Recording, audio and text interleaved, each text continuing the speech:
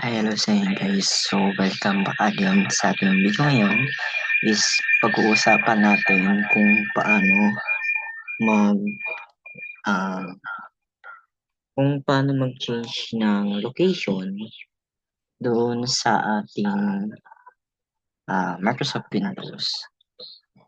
So, yan, ito yung ating file manager kung paano natin i-change na location yung mga folders na naka-default sa C. So, yan. So, punta kayo dito sa ating maiwagang File Explorer. Ayan.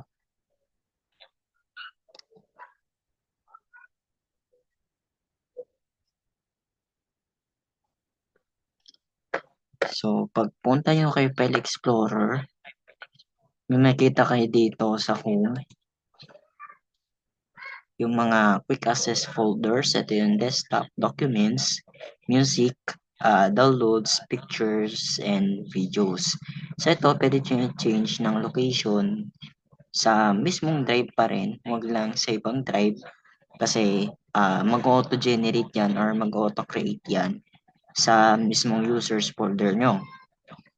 So, halimbawa si pictures, so si pictures ito, nalaki to, lalo na kung nagre-record kayo or pipicture kayo sa camera or nag-screenshot kayo or nag-screen record, ganun. So, si pictures, para mapalitan yan is right-click nyo yung pictures folder. Tapos, click nyo tong properties or alt-enter.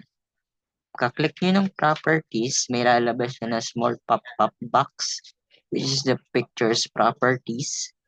And then, you can see these tabs. Yan, si location, previous version, customize, general, sharing, and security.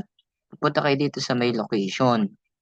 Pag nag-click nyo yung location, ito yung current location niya or yung default location, which is si users, then yung computer name nyo, tapos yung folder name, which is si pictures.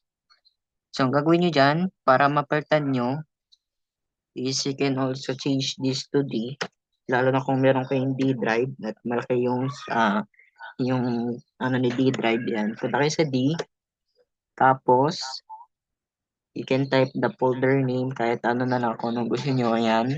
Tapos, click apply.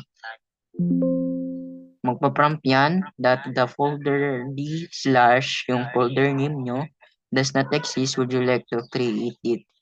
I-click nyo lang tong yes. Tapos magpa-prompt ulit yan. Tapos i-yes nyo lang ulit yan. Tapos pagka-yes, restart nyo yung file manager nyo or Windows Explorer. Ayan. So magka-copy yan muna. Restart nyo to. Restart nyo si Windows Explorer nyo.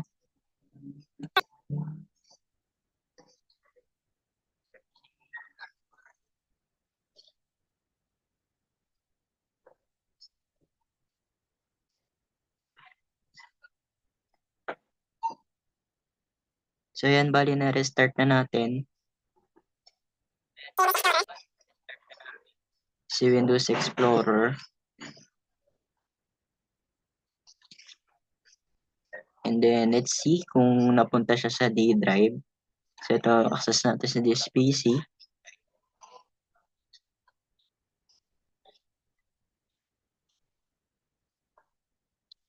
Tapos, punta kayo dito sa may D drive nyo.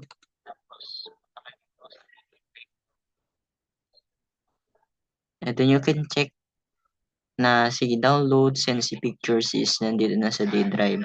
So, bali na una kong ilipat si download sa past few months ago. Ayan. And then, si pictures naman is yun lang natin na ilipat.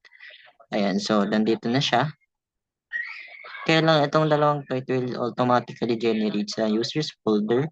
Pero yung icon nila is I don't know lang kung ganun pa rin. Pero nandun pa rin yan pagka may minsang error na pupunta dun sa sinyo. Tapos nandun din yung default na location nila. So, yun lang guys. So, sana may natutunan kayo sa video natin ngayon. And don't forget to like, share, and subscribe. Yun lang guys, and thanks for watching.